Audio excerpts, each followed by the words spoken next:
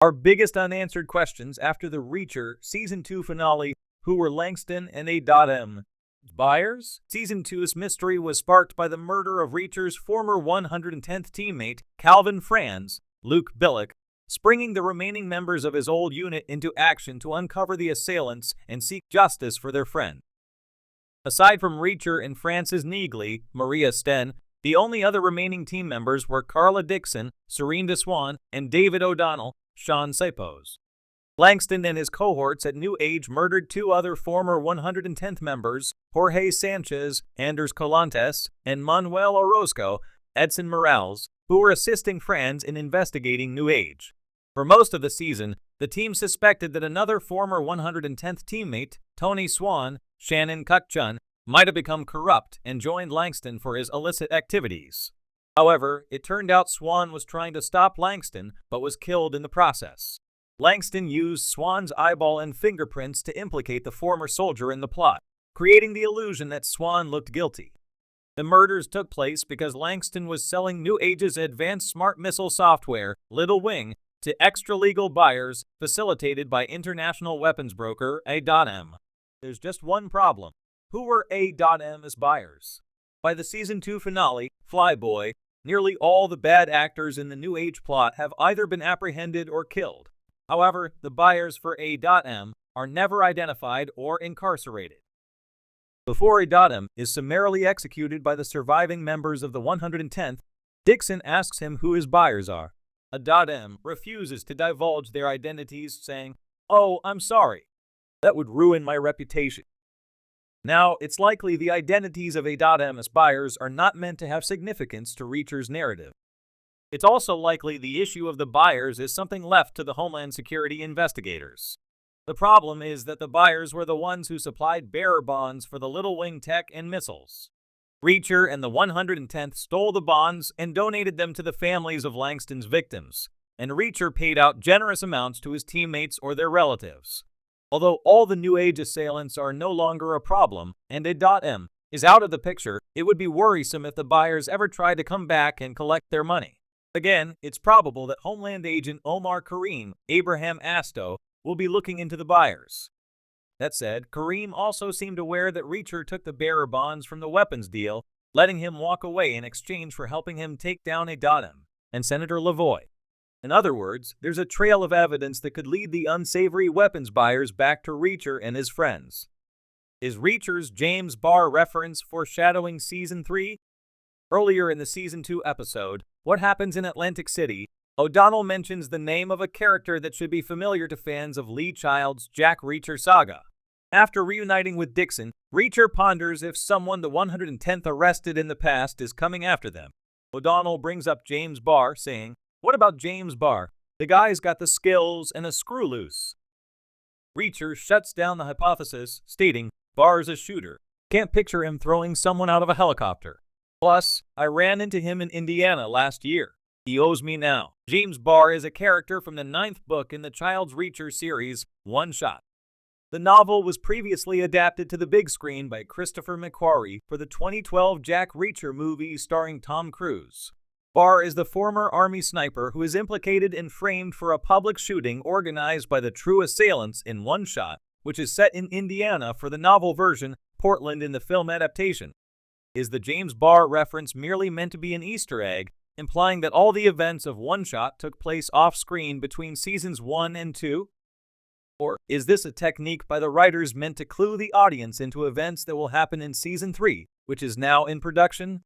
While Season 1 of Reacher adapted the first book in the series, The Killing Floor, Season 2 skipped 10 books to adapt the 11th installment in the saga, Bad Luck and Trouble. Note that the Reacher series is an adaptation, and while the series is generally more faithful to the books than the movies, nothing prevents the writers from following the books to the letter. Will Season 3 be a flashback season set before Season 2, or will James Barr appear again in flashback scenes similar to the 110th flashbacks in Season 2?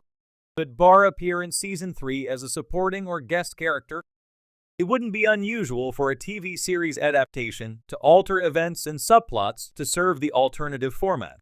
Look no further than the changes Bosch Legacy made in adapting the books. Since the show can't utilize characters such as Mickey Haller, who is currently featured in his own TV series adaptation, The Lincoln Lawyer, on Netflix. It's possible that Reacher's creators aren't looking to rehash one shot since it's already been adapted for the big screen. After the intense and action-packed finale of Reacher Season 2, fans are left with more questions than answers. The season wraps up major storylines but leaves tantalizing loose ends that have sparked endless speculation. Here are the biggest unanswered questions that linger as we await a potential Season 3. 1. What is Reacher's next move? Jack Reacher is a drifter, a man without ties who moves from place to place. While that nomadic lifestyle has always been central to his character, the end of Season 2 hints that there might be more at stake for Reacher this time. We saw him face brutal enemies and unearth dangerous secrets, but with each victory, he seemed to be pulled further into a larger web of criminal organizations and government conspiracies. Will he continue down this path, drawn deeper into these underworld connections? Or will he return to his roots, traveling from town to town, solving problems on his own terms? The show has set up a growing world around him, and we're left wondering if Reacher can ever truly walk away. 2. What happened to Frances Neagley? Frances Neagley, one of Reacher's closest allies and a formidable ex-military investigator, played a critical role in the season. Her unwavering loyalty to Reacher has been a highlight, but her arc remains incomplete. After helping Reacher navigate the season's dangerous twists, she quietly disappears from the action in the final episodes. We never get a satisfying answer to what her next steps are. Does she return to her private investigative work, or could she be drawn back into Reacher's orbit in the future, possibly as a permanent partner? The bond between Neagley and Reacher is complex, and fans are eager to see where her journey leads. 3. What are the government's true motives? Throughout the season, we've seen shadowy government figures operating behind the scenes, manipulating events to suit their own agendas. While Reacher has taken down immediate threats, it's clear that powerful forces are still pulling strings. One of the biggest mysteries revolves around these covert organizations.